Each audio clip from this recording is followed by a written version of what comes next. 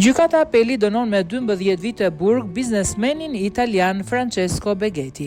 Gjykata e Apelit me jurisdiksion të përgjithshëm Tiranë ka dënuar me 12 vite burg biznesmenin Francesco Beghetti, të cilit ju ulën 5 vite nga vendimi i shkallës së parë në aplikim të nenit 55 që parashikon bashkimin e dënimeve.